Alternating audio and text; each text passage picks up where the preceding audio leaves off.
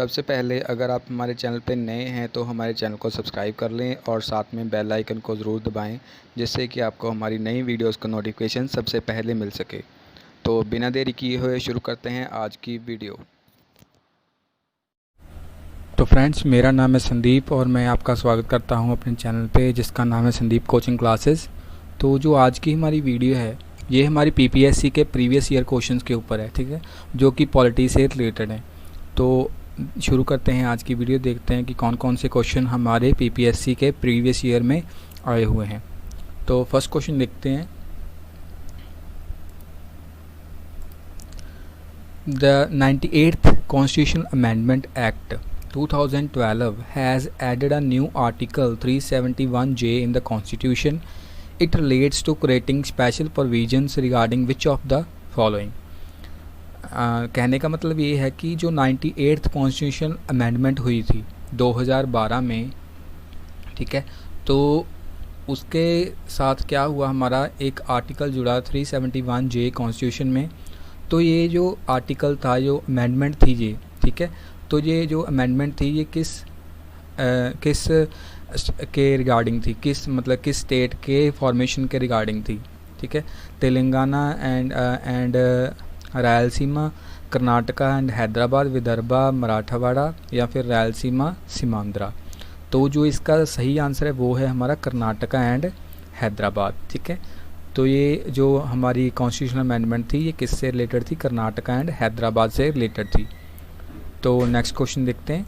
Which of the following states join the Indian territory after the conduct of special opinion poll in 1975।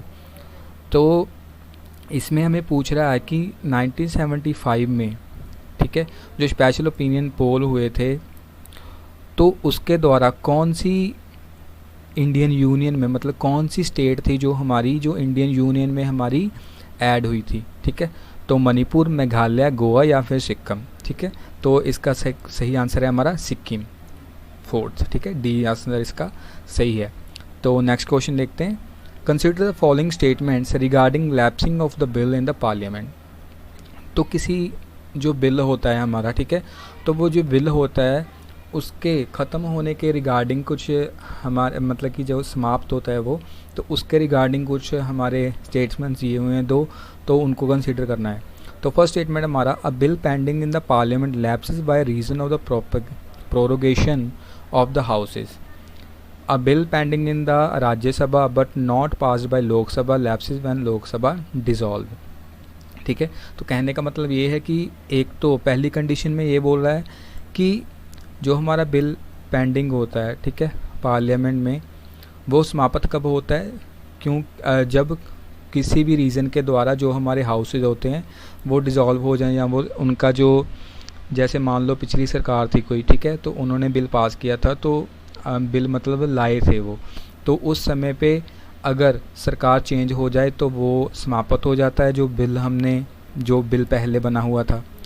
और दूसरा क्या कहता है कि अ bill pending in the Rajya Sabha but not passed by the Lok Sabha lapses when Lok Sabha dissolve. तो इसका कहने का मतलब है कि बिल समाप्त हो जाता है कब, जब हमारा राज्यसभा में कोई बिल पड़ा हो और लोकसभा में वो क्या हुआ हो, लोकसभा में वो पास ना हुआ हो। तो समाप्त कब होगा, जब लोकसभा डिसॉल्व होगी। मान लो कि लोकसभा में वो बिल पास नहीं हुआ, उसके पहले ही लोकसभा क्या होगी, डिसॉल्व होगी, समाप्त होगी, ठीक है। तो इन दोनों में से करेक्ट स्टेटमेंट हमें देखनी है कि दोनों में करेक्ट कौन सी है। तो जो इसका सही आंसर है वो है हमारा नाइदर वन और नॉर टू, ठीक है। तो ये दोनों ही स्टेटमेंट्स रॉन्ग है, इस तरह की कोई भी प्रोविज़न हमारे संविधान में नहीं दी हुई है, ठीक है। तो थर्ड का आंसर है हमारा नाइदर वन नॉर टू। तो नेक्स्ट क्वेश्चन देखते हैं। Which of the following places do not fall under the territory. तो जो फोर्थ क्वेश्चन है हमारा वो बोल रहा है कि विच of the following places do not fall under the territorial establishment jurisdiction of Bombay high court.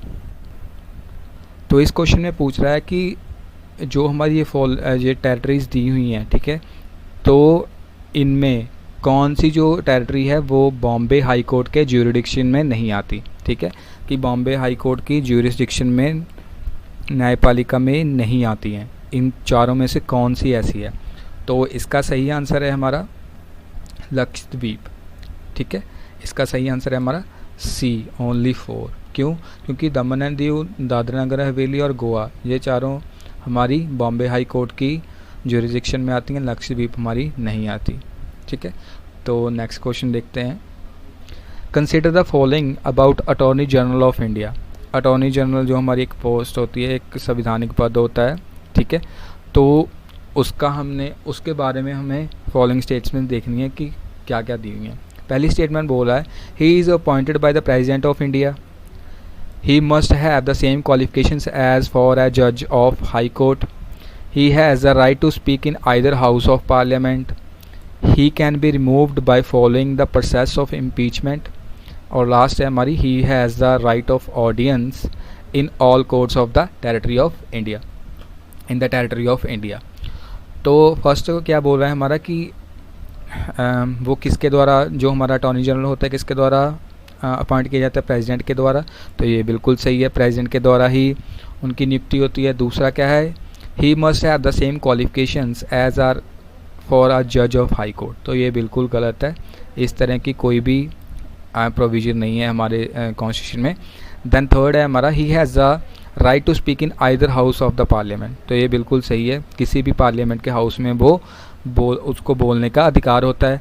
He can be removed by the following process of impeachment, ये बिल्कुल गलत है, क्योंकि जो हमारा अटॉर्नी जनरल ऑफ इंडिया होता है वो प्रेसिडेंट के द्वारा ही नियुक्त किया जाता है और प्रेसिडेंट के द्वारा ही उसको निलंबित किया जाता है। ही has the right of audience in all courts in the territory of India. तो ये भी बिल्कुल सही है। ठीक है, तो जो हमारा फिफ्थ क्वेश्चन है इसका सही आंसर है हमारा 1, 3 एंड 5। ठीक है, डी हमारा सही है। ठीक है, तो नेक्स्ट क्वेश्चन देखते हैं। Consider the following statements. The veto power of the president is limited because if after reconsideration the parliament passes this same bill again and send it back to the president, then the president has to give assent to that bill। ठीक है, तो कहने का मतलब ये है कि जो भी हमारा ये प्रेसिडेंट से रिलेटेड है, ठीक है, वीटो पावर जो प्रेसिडेंट की होती है, तो उसके रिगार्डिंग हमें कुछ प्रोविजन दी हुई हैं। फर्स्ट में बोल रहा है कि अगर राष्ट्रपति को, ठीक है, कि राष्ट्रपति की जो वीटो पावर है वो लिमिटेड है, ठीक है, उसमें कुछ रिस्ट्रिक्शंस हैं। क्यों? क्योंकि अगर जो पार्लियामेंट है वो दोबारा सेम बिल को भेज देती है, ठीक है, रिकंसिडर करने के लिए प्रेसिडेंट को, ठीक है, तो प्रेसिडेंट को उसका जवाब देना पड़ता है दोबारा से।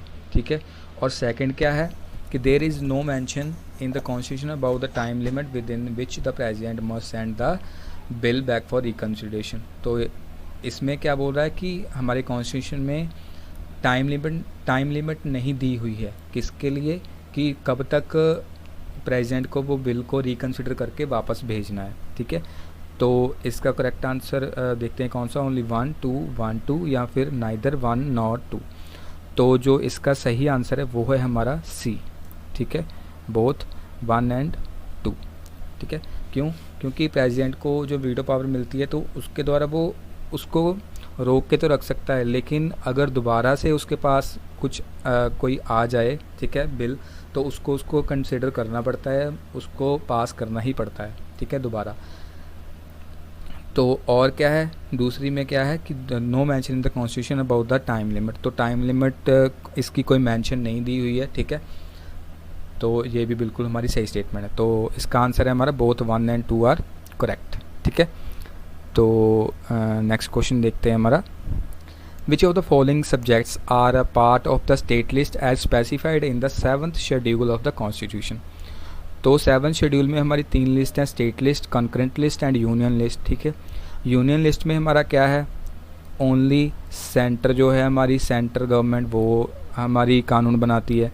ठीक है, जो स्टेट लिस्ट है उसमें क्या है, उसमें सिर्फ हमारी स्टेट गवर्नमेंट, जो स्टेट लिस्ट है उसमें सिर्फ स्टेट गवर्नमेंट हमारी कानून बनाती है, और जो कंकरेंट लिस्ट है उसमें दोनों ही बना सकते हैं, ये दोनों ही किस में बना सकते हैं, कंकरेंट,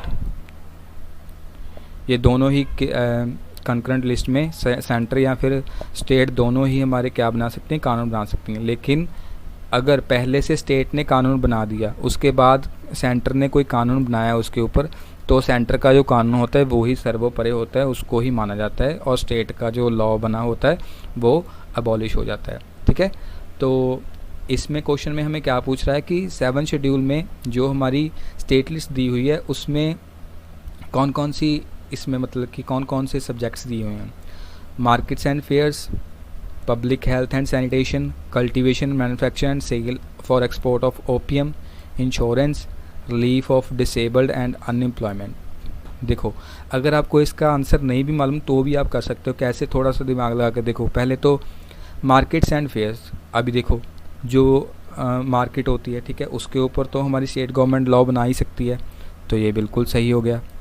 ठीक है, देन अगर हम आगे देखें पब्लिक हेल्थ एंड सैनिटेशन, तो अभी जैसे कोविड-19 के दौर में हमारी पंजाब गवर्नमेंट है, दिल्ली गवर्नमेंट है, अलग अलग रूल्स एंड रेगुलेशंस बना रही है, तो ये भी बिल्कुल सही है। ठीक है, ये भी बिल्कुल सही हो गया कि इस पे भी लॉ बना सकती है, ये भी स्टेट लिस्ट में इंक्लूड है।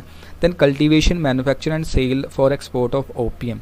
ठीक है, देखिए किसी चीज़ को मतलब कि ओपियम है, ओपियम मतलब अफ़ीम, अफ़ीम की खेती के लिए या फिर उसको एक्सपोर्ट करने के लिए हमारी जो स्टेट है वो नहीं बना सकती कानून। ठीक है, ये तो बिल्कुल गलत हो गया। इंश्योरेंस, वो भी हमारा किसका पार्ट है, सेंटर का पार्ट है, सेंट्रल यूनियन लिस्ट का पार्ट है। ठीक है, तो इस पर भी नहीं बना सकती। तो relief of disable and unemployment, unemployment पे बना सकती है कि हम जो अनएम्प्लॉयड एम्प्लॉयज़ हैं उनको मतलब कि उनको एम्प्लॉयमेंट दें, प्रोवाइड करवाएंगे, या फिर उनको रोज़गार भत्ता कुछ देंगे, बेरोज़गारी भत्ता जिसको बोलते हैं वो देंगे। ठीक है, तो इसके ऊपर भी हमारी स्टेट गवर्नमेंट है वो लॉ बना सकती है। तो इसका जो सही आंसर है वो है हमारा डी।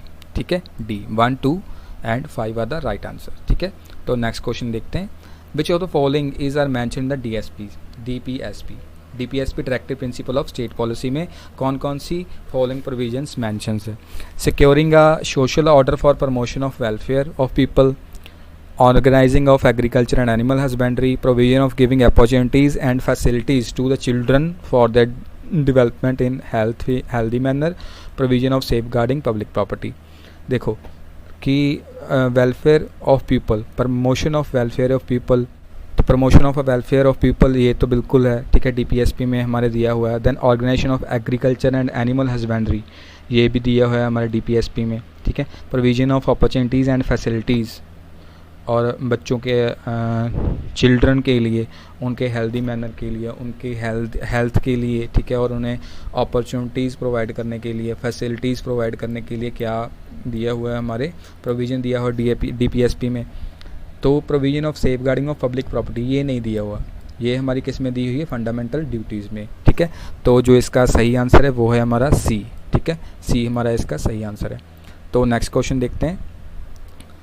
नेक्स्ट क्वेश्चन है हमारा, when the office of chief justice of India is vacant, और when the chief justice by reason of absence or otherwise unable to perform the duties of his office, the duties of office are performed by an acting chief justice who appoints the chief justice, acting chief justice। तो इसके कहने का मतलब ये है कि जो chief justice of India होते हैं, अगर उनका ऑफिस वैकेंट है या फिर वो किसी चीज़ रीज़न की वजह से वो एबसेंट हैं और वो अपना काम नहीं कर सकते, अपनी ड्यूटी को फुलफ़िल नहीं कर सकते, तो उनकी जगह पे एक एक्टिंग चीफ जस्टिस होता है। ठीक है, अपॉइंट किया जाता है। उसको कौन अपॉइंट करता है, प्रेसिडेंट अपॉइंट करता है, सीनियर मोस्ट जज ऑफ सुप्रीम कोर्ट अपॉइंट करता है, प्राइम मिनिस्टर अपॉइंट करता है, या फिर वाइस प्रेसिडेंट अपॉइंट करता है। ठीक है, तो जो इसका सही आंसर है वो है हमारा ए, प्रेसिडेंट। ठीक है, प्रेसिडेंट जो होता है वो ही हमारे एक्टिंग चीफ जस्टिस को अपॉइंट करता है। तो नेक्स्ट क्वेश्चन है हमारा, which of the following comprises the electoral college of vice president of India. कि जो वाइस प्रेसिडेंट के हमारे इलेक्शन होते हैं उसमें कौन कौन पार्टिसिपेट करता है, member of Lok Sabha, member of Rajya Sabha, state legislative assemblies, या फिर स्टेट लेजिस्लेटिव काउंसिल। ठीक है, तो करेक्ट ऑप्शन हमें चूज़ करना है। तो इसका जो सही आंसर है वो है हमारा लोकसभा के मेंबर भी इसमें पार्ट लेते हैं और राज्यसभा के मेंबर भी इसमें पार्ट लेते हैं। ठीक है, तो only 1 and 2 is the right answer, correct option. ठीक है, तो ये थी आज की हमारी वीडियो, जो कि थी हमारी पॉलिटी के प्रीवियस ईयर क्वेश्चंस के ऊपर, जो कि पीपीएससी में आए हुए हैं। तो अगर ये वीडियो आपको पसंद आई तो अपने दोस्तों के साथ शेयर करें और हमारे चैनल को सब्सक्राइब करना ना भूलें इसी तरीके की मज़ेदार वीडियोज़ के लिए। So thanks for watching guys.